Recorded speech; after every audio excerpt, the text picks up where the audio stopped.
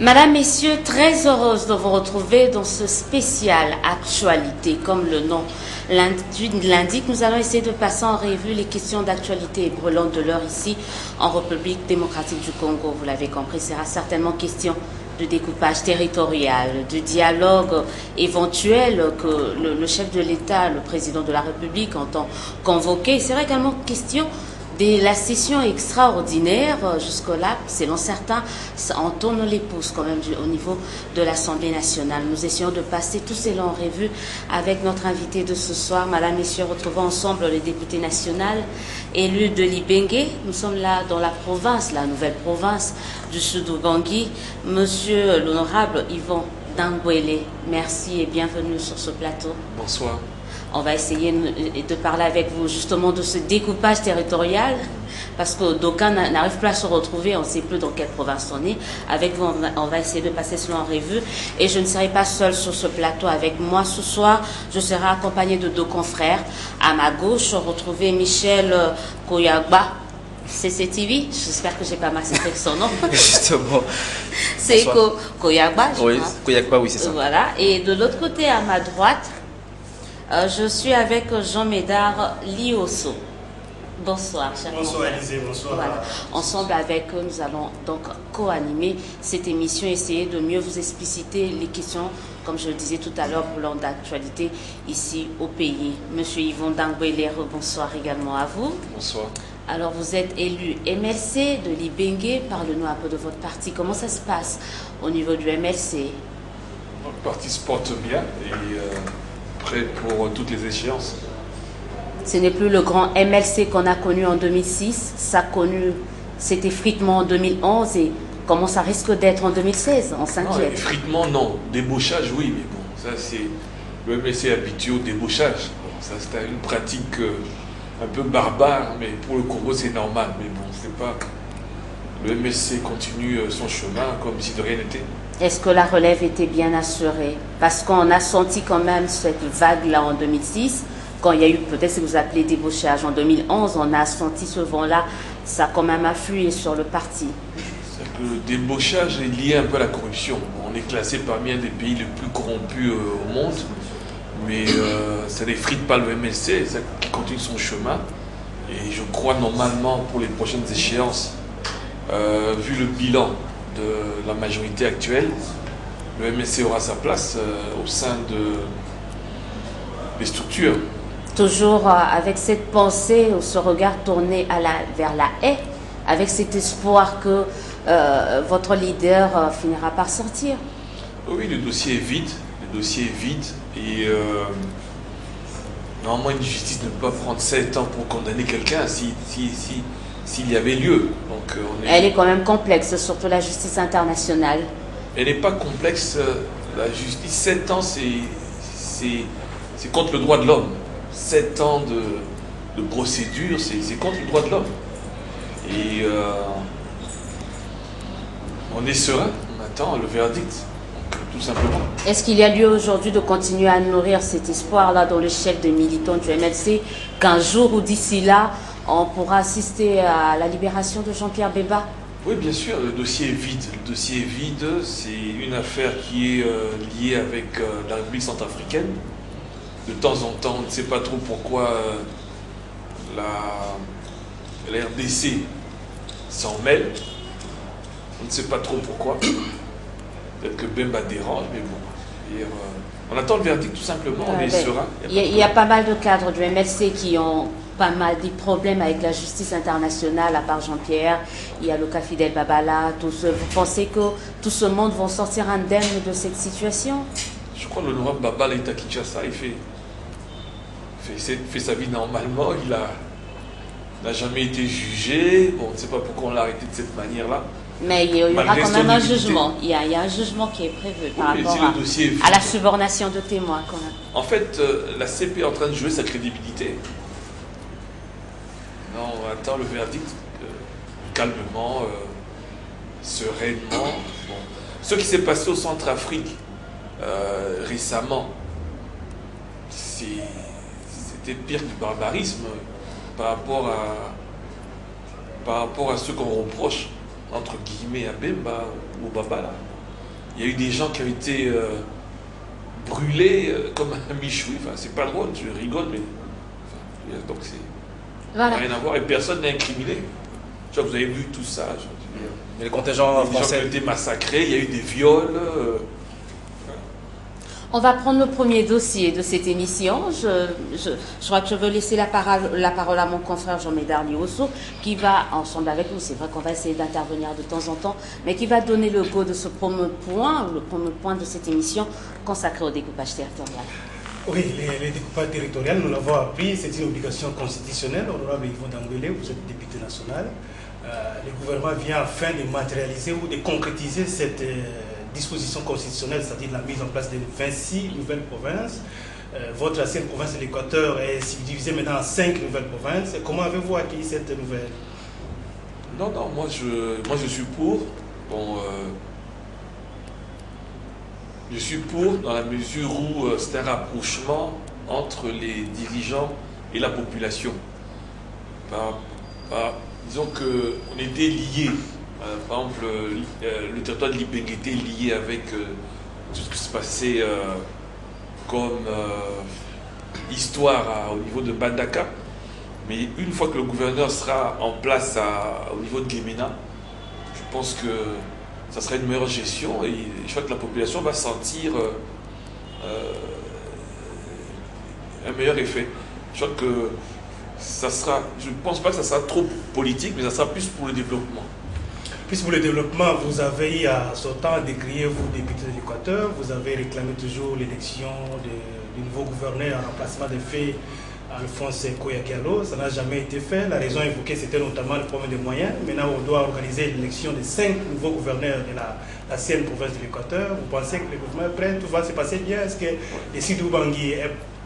la province de Sud-Bangui est prête à pouvoir accueillir ces nouvelles institutions provinciales, notamment le gouvernorat, l'Assemblée provinciale? Est-ce que tout est prêt pour faire face aux exigences, notamment du développement? Disons que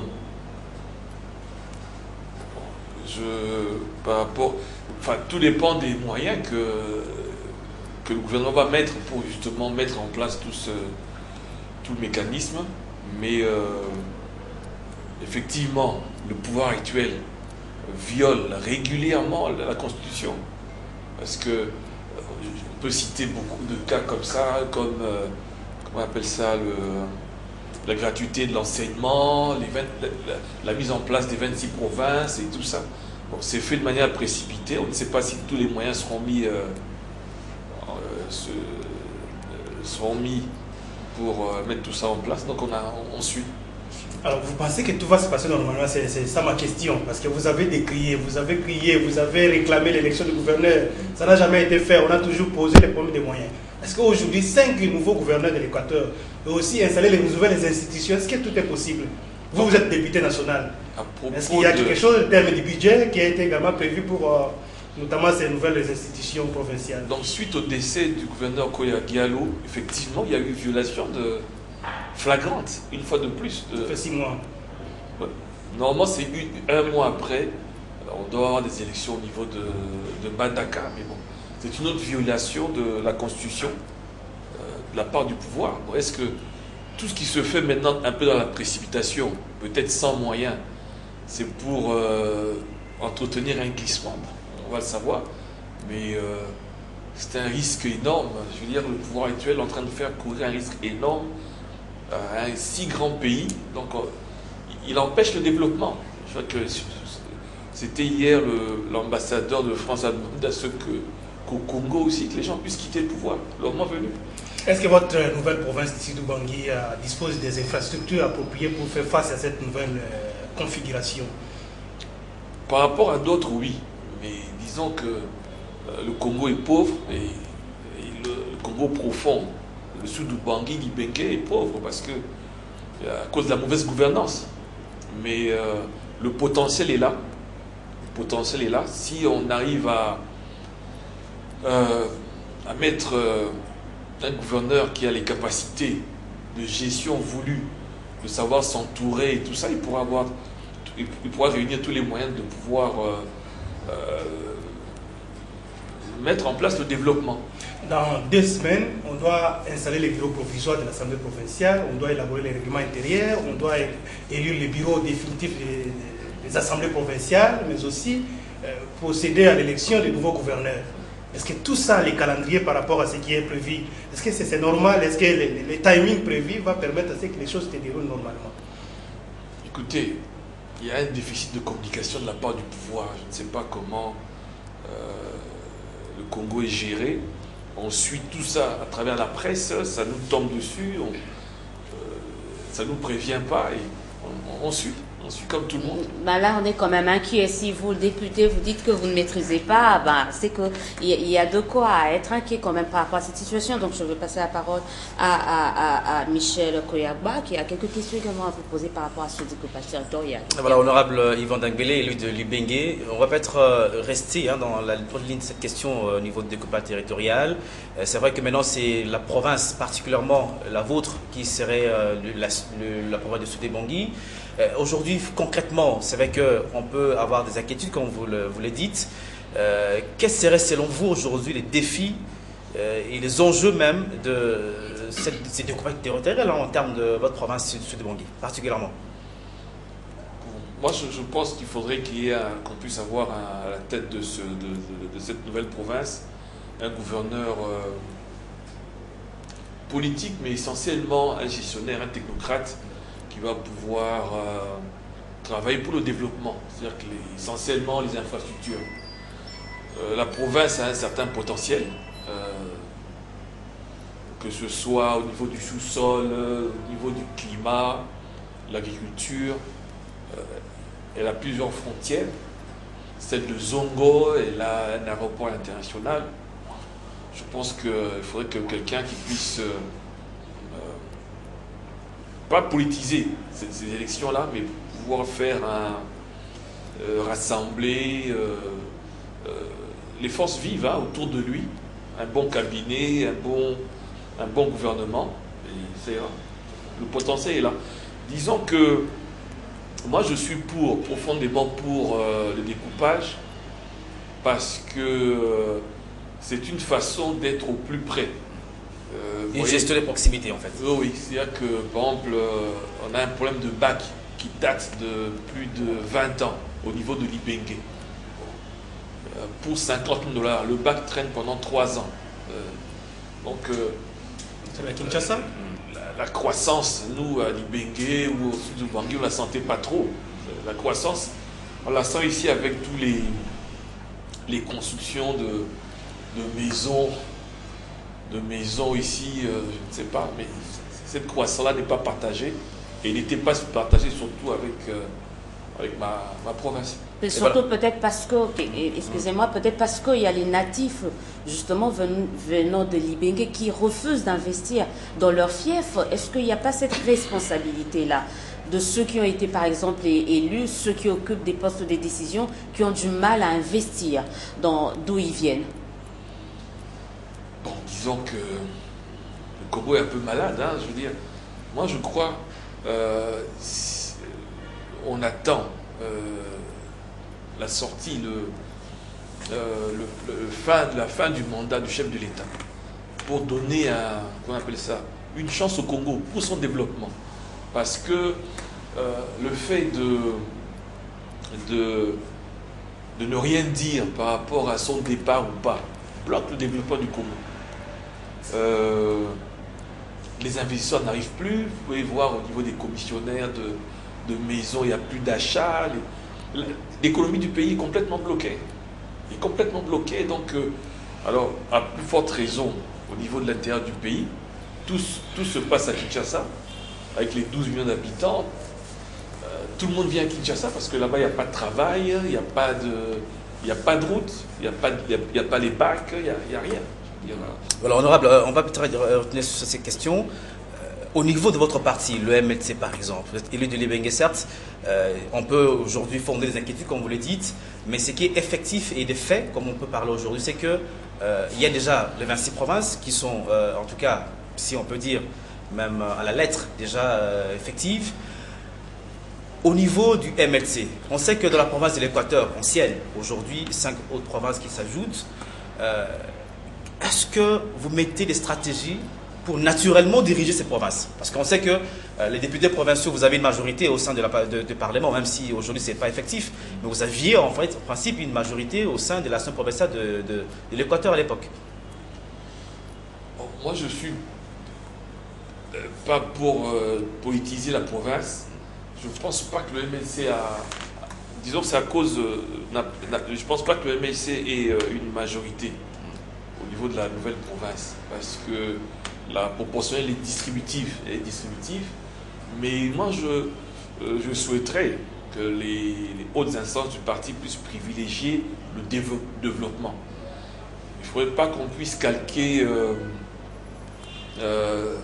ce qui se passe au niveau de la capitale en termes de politique, qu'on puisse relayer ça au niveau des provinces, parce que le Congo a un retard. Bon, c'est ainsi que je parlais de tous ces problèmes politiques qui freinent un peu le développement de la RDC.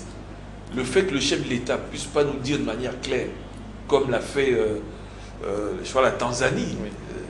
En désignant un dauphin. En désignant un dauphin, au vu et au sud, tout le monde bloque le développement, les investissements et tout ça. Donc le climat des affaires est vicié. Alors, moi, je ne souhaiterais pas qu'au niveau de ma province, que le MLC puisse politiser les choses à ce niveau-là, mais puisse, je veux dire, avantager le développement. Les routes, la santé, aller à l'essentiel, parce qu'on perd beaucoup de temps. Avec les dialogues et tout ça, on perd beaucoup de temps. Vous donnez l'impression de maîtriser un peu les réalités de votre province, votre nouvelle province, de Sud-Bangui. Est-ce que vous caressez un peu l'ambition d'être Thomas, par exemple, le gouverneur de Sud-Bangui? L'ambition est légitime, mais pour moi, que le choix du nouveau gouverneur au niveau du Sud-Bangui puisse se faire autour de quelqu'un qui puisse rassembler au maximum. Si c'est moi, tant mieux. Si c'est un autre, mais que ce soit le meilleur d'entre nous, qui puisse pouvoir réunir les bonnes volontés, les gens capables, les gens vertébrés autour de lui. Et bon, moi, je suis... Pourquoi pas? C'est-à-dire, champ politique, je suis prêt à tout. Alors, peut-être juste une dernière question par rapport à ce premier point. D'aucuns redoutent, d'aucuns voient en ce découpage territorial le tribalisme, la xénophobie. Est-ce qu'il y a des craintes à émettre par rapport à ça? Parce qu'il n'y a pas que l'Équateur qui est concerné, il y a également la province orientale et bien évidemment, il y aura le Kasaï. Est-ce qu'il y a, on peut redouter cette forme de tribalisme avec ce découpage? Non, personnellement, je combats le tribalisme, je redoute le tribalisme, mais c'est pas tellement un problème, parce que je pense qu'il faut faire la géopolitique. Pour faire la géopolitique, il faudra faire en sorte que le nouveau gouverneur puisse réunir, essayer de tenir compte des tribus, de tous les tribus. C'est comme ça, c'est le Congo, c'est ça qu'on appelle la géopolitique. Mais bon, le tribalisme, je crois qu'elle est un peu... elle est à redouter, mais je ne crains pas ça.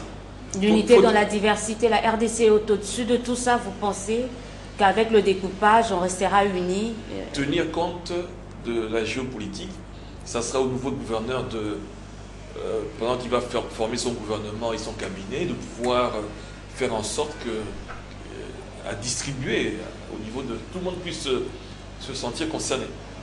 On peut revenir un peu sur...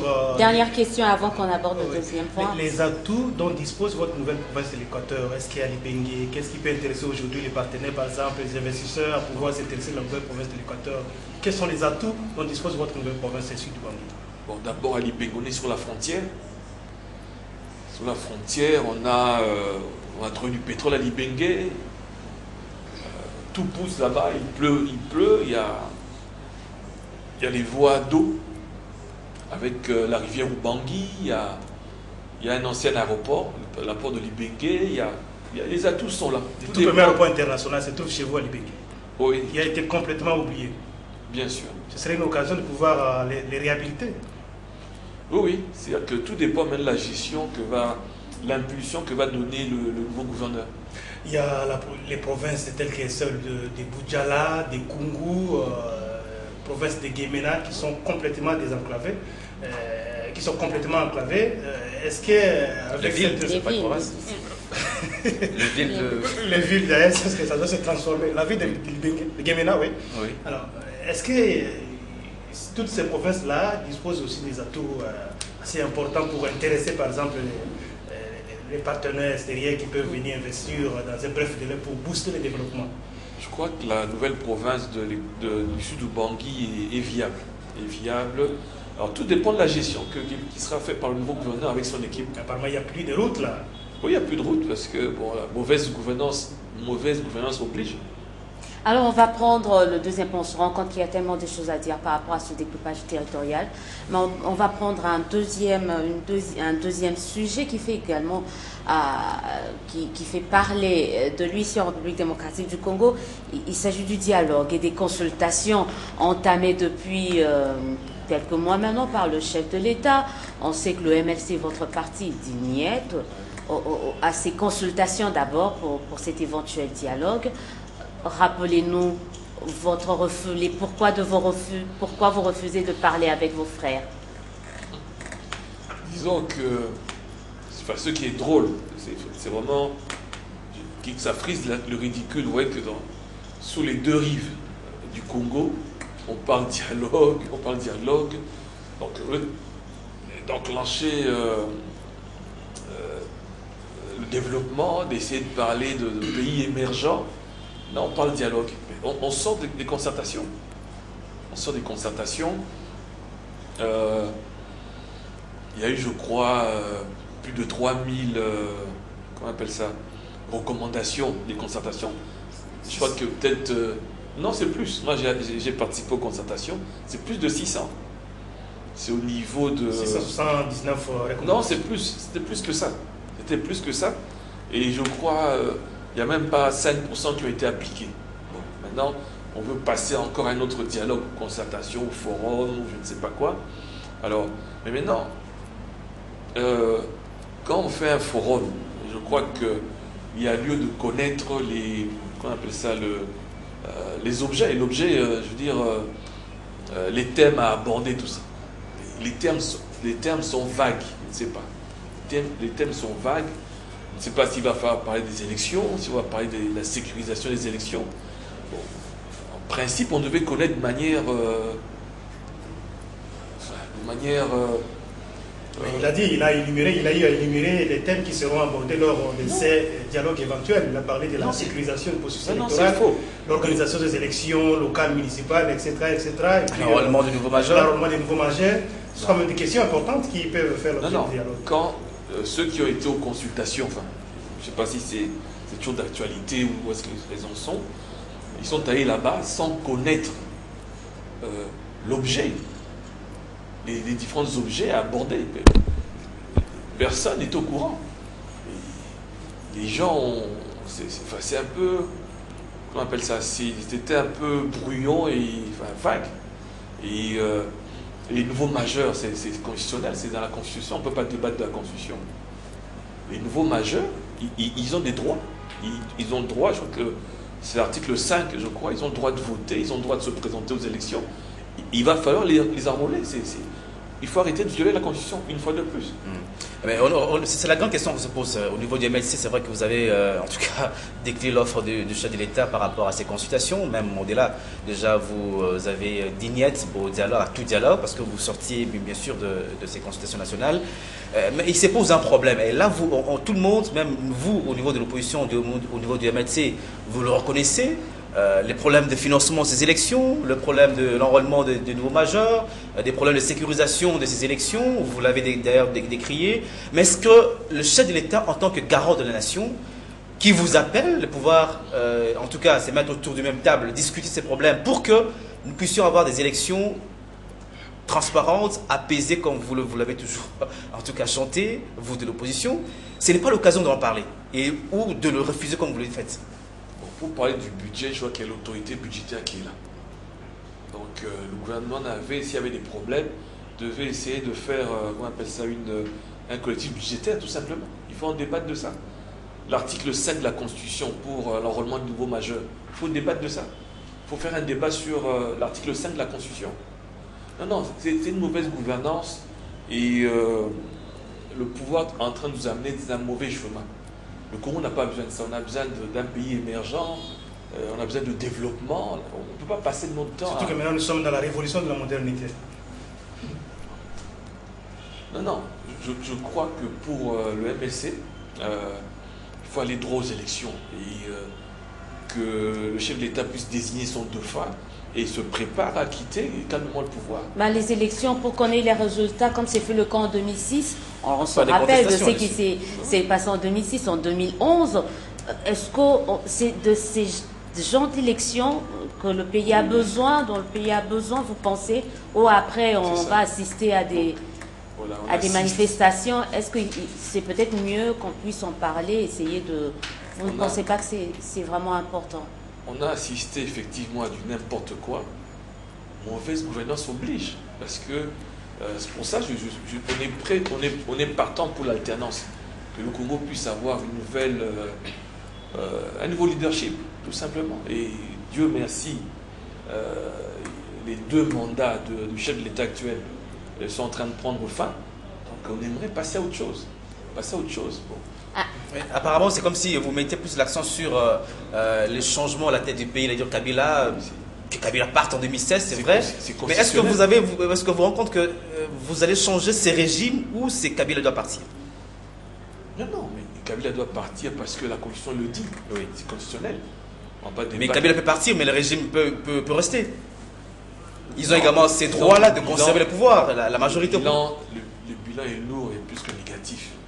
Et c'est pour ça, là, je pense que et le MLC et l'opposition n'ont pas peur des élections, en fait. Et vous pensez que cette opposition est capable de l'assurer, cette alternance demain, en 2016? Bien sûr. Tous les cas. Avec ces formats, avec ces leaders que nous avons aujourd'hui? Oui. Cette opposition qui parle toujours pas le même langage. On a vu Némon Assemi qui propose, parce que la proposition vient de l'opposition. On aurait souhaité voir que ça vienne de la majorité, mais lui de l'opposition souhaite que vous puissiez glisser ensemble. Il faut une transition, par exemple, de 3 ans. Et donc, en termes clairs, les grandes parties de l'opposition sont ensemble. Je dis bien en termes clairs, les grandes parties de l'opposition sont ensemble. Il y a des partis qui ont 1, 2 députés, qui font ce qu'ils ont à faire. Ça, c'est les engage qu'eux-mêmes. Mais je crois que vous pouvez voir au niveau on appelle ça des groupes parlementaires, autour desquels naviguent, se trouvent les grands partis. Vous allez voir qu'ils sont ensemble, il n'y a pas de problème. Mais parlons un peu de cette proposition de manière assez lucide de Némanda Nsemi quand même. Il dit on ne peut pas, c'est le pays qui est malade. Ça ne sert à rien seulement de changer le chauffeur, mais il faudrait peut-être acheter carrément une autre voiture. Ça, c'est sa proposition. Vous ne trouvez pas que c'est quand même assez lucide de sa part de proposer ces 3 ans pour permettre aux uns aux autres de mieux faire les choses, pour que le pays puisse amorcer un bon décollage? La lucidité doit se faire autour d'un état de droit. On n'est pas dans une république bananière, on doit respecter notre constitution. Que dit la constitution? Donc, je ne vais pas perdre mon temps avec les déclarations des uns et des autres, mais on doit respecter la constitution. C'est un état de droit. On est à plus ou moins 80 millions d'habitants. On ne peut pas gérer le Congo comme un ligablo. Et non, il faut un glissement, il faut ceci, il faut cela, il faut des dialogues. On ne connaît même pas l'objet de ce dialogue. Les élections, je crois que ce sont les prérogatives de la CENI. Le budget, je crois que j'avais suivi le président du Sénat, et quand il parlait qu'il y avait un manque d'argent, un déficit d'argent, il y a le ministre du budget qui était là derrière lui. Il n'a qu'à s'exprimer, qui viennent faire des conférences de presse et éclairer l'opinion sur ça, eux de rester dans un flou artistique qui va mener le pays à la dérive. Mais déjà, vous dites qu'il faut la tendance en 2016, il faut les élections, mais en même temps, on peut faire un raccordement, la mise en place de ces nouvelles provinces, la convocation même des élections des gouverneurs de province. Ça, c'est le gouvernement qui s'arroge même les prérogatives de la CENI. Ça, c'est toutes les craintes qu'on peut décrire aujourd'hui, monsieur l'honorable. Mauvaise gouvernance oblige. Mais ils sont rattrapés par l'histoire. Ils sont rattrapés par l'histoire. Et je crois que le peuple congolais les attend au passage. Ils sont là, que ce soit les gens de la diaspora, les Congolais qui sont sur place ici, souhaitent que les élections se passent dans les délais constitutionnels. Et si ce n'est pas le cas, comme vous le souhaitez? Et chacun prendra ses responsabilités. Est-ce que la RDC a besoin de ça? Parce qu'on a l'impression que les uns et les autres campent sur leur position, la majorité, l'opposition. Est-ce qu'il n'y a pas moyen de faire de concessions, ou est-ce que le pays a besoin qu'on arrive à ce blackout-là? Non, il n'y a pas de concession à faire, il faut respecter la Constitution. Nous avons des textes, ce n'est pas une république bananière. Alors je crois que vous assistez, à des arrestations des journalistes. On n'est pas dans une république bananière, on doit respecter, on doit rentrer dans un état de droit, effectivement. Donc il n'y a pas on appelle ça de concession, il n'y a pas de dialogue intempestif à faire à tout moment. Qu'on aille de l'avant, qu'on puisse faire les élections, qu'on ait une nouvelle administration en place, un nouveau président de la République avec son équipe en place pour essayer de faire mieux que les sortants. On prend une dernière question avec le non, le problème, par c'est rapport que à ce sujet. vous décriez la violation constitutionnelle par les régimes en place, mais lorsque vous convoquez pour dialoguer, vous refusez. C'est quand même... dialoguer d'abord. Y a-t-il pas moyen d'aller vers les dialogues, d'aller les rencontrer les acteurs de la majorité pour leur dire que voilà, vous êtes en train de violer la Constitution, nous devons la respecter, nous devons respecter du premier jusqu'au dernier article par rapport notamment à l'organisation des élections, tout ça. Il n'y a pas moyen d'aller affronter ces gens-là de la majorité en face comme ça pour trouver une solution appropriée. Ça, dialoguer sur quoi? Dialoguer sur le vote des nouveaux majeurs ou des anciens mineurs. C'est l'article 5 de la Constitution. Dialoguer sur le budget. On devait tenir compte chaque année d'un certain montant pour pouvoir organiser ces élections-là. On n'est pas dans une république bananière. Il semble qu'au moins dans tous les exercices budgétaires, au niveau de l'Assemblée nationale, vous arrivez à allouer au moins 250 millions de francs congolais, si je m'abuse. Où partent finalement ces fonds que vous allouez pour l'organisation des élections, la CENI, la Commission internationale indépendante? Matata détourne au vu aussi de tout le monde. Qu'est-ce qui prouve que c'est Matata qui serait en train de détourner? Mais les chiffres sont au niveau de l'autorité budgétaire, au niveau de l'Assemblée. Les chiffres sont là, tous les chiffres sont là. Alors, vous allez voir qu'au niveau des pays anglophones, tout se passe très bien. Le Nigeria, c'est un grand pays. Il y a eu des embrassades entre le président sortant et le président en place. En Tanzanie, il n'y a pas de problème. En Zambie, il n'y a pas eu de problème. Mais vous voyez, sur les deux rives, on parle dialogue. Oui, tout ça en même temps, en stéréo. C'est quand même étrange. Alors, on va prendre les deux derniers sujets qui nous restent par rapport à ce spécial actualité. Peut-être un seul, deux en un. On peut dire ça comme ça. On va aborder quand même l'élection parce qu'on est en face d'un député national. Alors là, c'est l'annonce du moment. C'est par rapport à l'élection de votre président à l'Assemblée parlementaire de l'OIF, l'APF. Je crois que ça doit vous réjouir. Voilà le travail du parlementaire congolais enfin couronné par ses pairs. Ouais. Cette élection-là n'amène rien, alors rien dans la scène des Congolais. Vraiment, je ne souhaite pas en parler ici parce que c'est vraiment la non-actualité, ça n'intéresse pas le commun des Congolais, le commun des mortels ici au Congo. Ça ne nous intéresse pas. Mais c'est tout à votre honneur, vous les députés, vous avez fait de bon travail. C'est ainsi que votre président se retrouve à la tête de cette grande assemblée qui est l'APF quand même. Cela nous profitera en rien. Vu l'image qui est l'image meurtrie, l'image, vous voyez le chanteur ivoirien qui a été expulsé, les journalistes qui sont arrêtés. Donc l'image du Congo est en train d'être complètement détruite avec les glissements, avec des dialogues sans fin. Donc sincèrement, ça m'intéresse pas. Donc vous avez l'impression que le député congolais n'a pas bien fait son travail. Donc ça ne sert à rien de parler de ça. D'abord, je crois que notre assemblée, parce qu'il y a ce qu'on appelle la séparation des pouvoirs, notre assemblée reçoit des injonctions intempestives à tout moment. Il n'y a pas de séparation de pouvoir. On reçoit des injonctions au vu et au sous de tout le monde. Le problème que l'élection de votre président de l'Assemblée nationale à la tête de la présidence de l'APF, il a déclaré dans son interview, il a dit que ça vient couronner, la conseillère l'a dit tout à l'heure, ça vient couronner le travail fait depuis 2012. Il faudrait d'abord que notre Assemblée soit respectée. est-ce que le ministre du Transport a respecté notre assemblée? Il était sur ses 2 pieds, je crois, à côté du chef de l'État, et il s'est fait passer pour malade.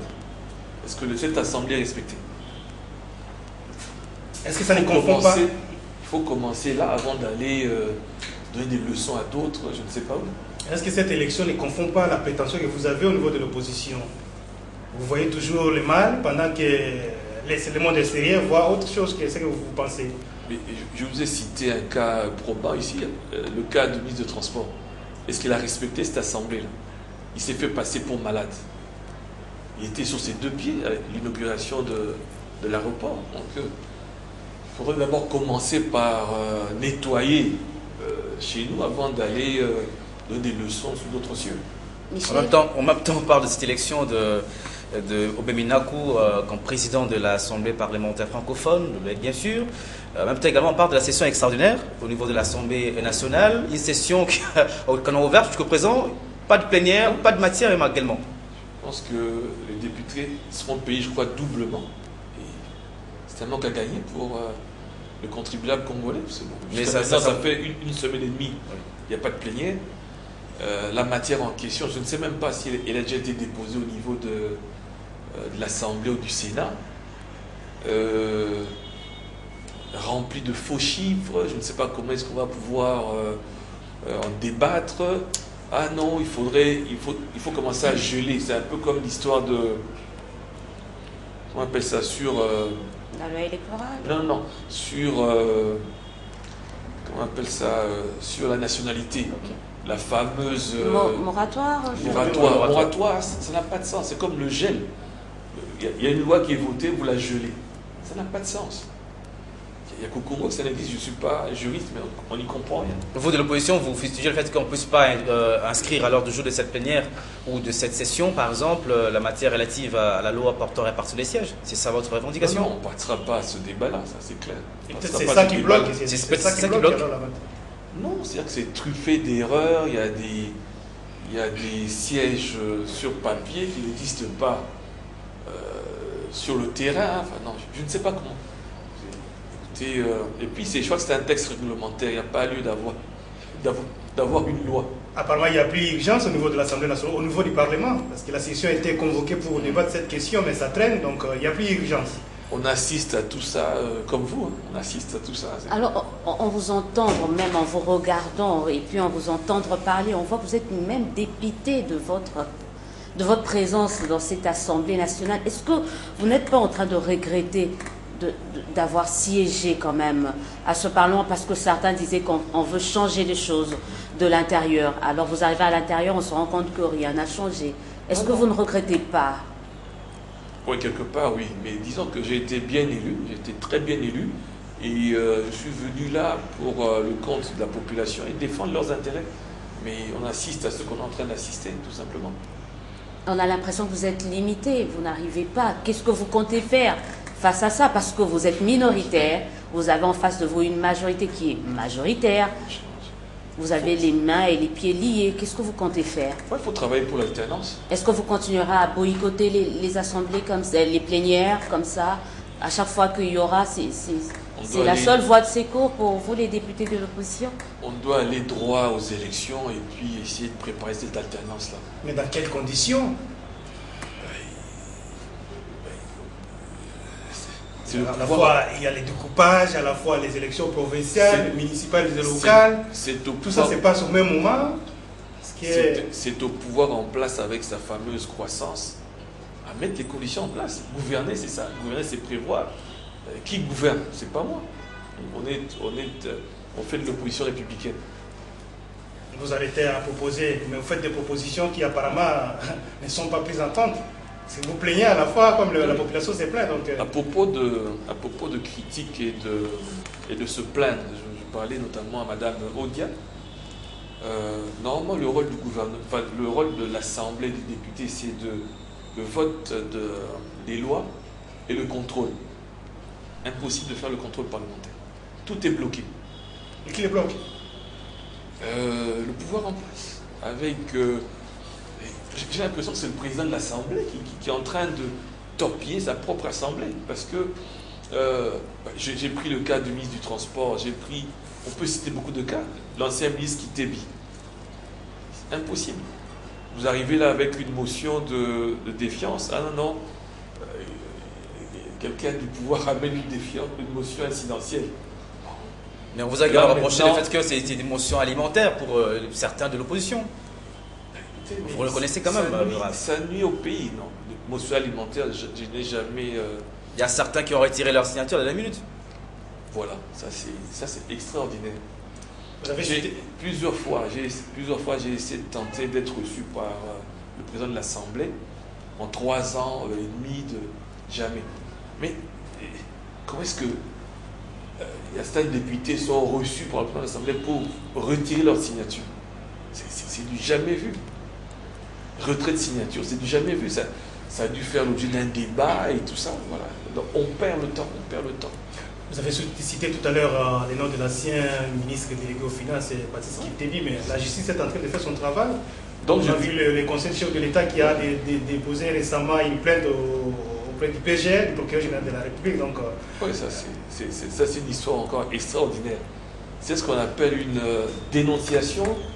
Dénonciation, c'est comme, c'est synonyme à la délation. La délation. Donc on n'y comprend rien. Tout le monde s'est exprimé. Je crois que Miss Matata s'est exprimé là-dessus. Le procureur s'est exprimé là-dessus. Mais on n'y comprend rien. Vous ne faites pas foi à cette démarche judiciaire. On n'y comprend rien. On demande à savoir un peu plus sur cette histoire-là. Encore une autre histoire. On va essayer de chuter dans le cadre de cette émission avec cet aperçu sur vos vacances parlementaires. Je ne sais même pas s'il y en a. Vous êtes censé être en session extraordinaire, mais il y a certains d'entre vous quand même qui sont... Comment ça se passe vos vacances honorables? Moi, ça sera sur le terrain. J'ai des projets dans le cadre de développement. Et il nous reste encore 2 mois. Donc, on attend que cette session se termine. Cette session extraordinaire. Étrange. Au bout de 4 à 3 ans déjà, quelle évaluation faites-vous des différentes recommandations ou des différents rapports des vacances parlementaires que vous avez eu à déposer, notamment au niveau du Parlement, au niveau de l'Assemblée nationale, le Congo pour le compte de l'IBENG, votre fief électoral, votre circonscription électorale? En résumé, je vois que le Congo se meurt, le Congo profond se meurt. Et il faut une autre leadership, une autre gouvernance, tout simplement. C'est pour ça on fait foi aux prochaines élections et tout ça, qu'on puisse aller de l'avant. Donc on oublie cette législature, on doit penser seulement à l'avenir. Entre-temps, la population est en train de souffrir, de couper dans la misère. Effectivement, la souffrance est là, elle est criante. Quand vous rentrez dans votre base, quel message vous amenez à la population? C'est cette déception ou bien vous avez toujours le message de l'espoir pour 2016? Non, mais ils suivent tout ce qui se passe. Et le moment venu, il y aura leur vote sanction qui sera là. Le moment venu, ils vont sanctionner. Merci, Père peut-être, quand on vous entend parler, vous avez une certaine assurance. Demain, une alternance, un nouveau leadership. Est-ce que vous pensez que vous, de l'opposition, vous pouvez être à mesure d'assurer demain ce leadership ou cette alternance comme vous le dites maintenant? Moi, je crois que quand on touche le bas, je crois que le Congo est en train de toucher le fond et qu'on peut que faire mieux. On sait rebondir. Oh oui, on va pouvoir rebondir. Il y a une opposition plurielle, avec des leaders qui se réclament d'ailleurs. C'est difficile. Vous avez Tchétché Tshisekedi qui est toujours là, vous avez Kamere qui est là, vous avez votre Bemba ou MLC, même s'il est incarcéré à la Cour pénale internationale. C'est-à-dire que la population fera son choix, elle est lucide, elle voit tout ce qui se passe, elle subit au plus profond de sa chair. Les journalistes aussi, vous voyez, vous êtes arrêtés à tout moment et tout ça. Vous voyez un peu vos confrères de CNews, je ne sais pas comment est-ce qu'ils sont traités. Voilà. Donc on subit tout ça au plus profond de nous-mêmes. Et le Congo mérite mieux. Mérite mieux. En attendant, on ne peut pas envisager une candidature unique au niveau de l'opposition. C'est un rêve, c'est de l'utopie. Vous voyez, le Congo est grand. Normalement, au 2e tour, un chef de l'État congolais devait être élu avec même 30%, 40% des voix. Mais là, avec un seul tour. Ça veut dire que je donne un exemple, s'il y a 20 candidats à la présidentielle, le meilleur d'entre eux peut être élu même avec 5%. Est-ce que c'est normal? Peut-être c'est là une occasion encore de révisiter la Constitution pour essayer de revenir sur le deuxième tour. Il y a tellement des... Oui, mais... Cette Constitution contient tellement d'imperfections aussi, il faut qu'on se le dise, que peut-être qu'il est temps de faire comme au Rwanda où on veut révisiter La cette Constitution. suppression du deuxième tour est faite à dessein. C'est au même titre que le glissement. Le deuxième tour est nécessaire pour le Congo, pour que le président élu puisse autour de lui rassembler un maximum d'électeurs. Alors ceux qui ont fait ça, excusez-moi, honte à eux, je ne sais pas, j'ai pas de mots pour ça. Yvan Dangwele, merci d'avoir été de nôtre. On vous donne 1 minute pour votre mot de la fin à ces téléspectateurs qui vous ont suivi, à vos sympathisants, votre base de Libenge qui certainement vont vous suivre. Pour le mot de la fin, je pourrais parler peut-être de la province. Non, par rapport à la province, on compte sur le parti et sur tous les partis qui ont des forces en présence là-bas pour essayer de s'arranger pour que la province soit, le développement soit de mise. Ensemble, qu'on puisse créer comment on appelle ça, une province émergente pour le sud du monde. Merci beaucoup d'avoir été de nôtre ce soir. Au nom de Jean-Médard Liosso, mais également de Michel Koyagba.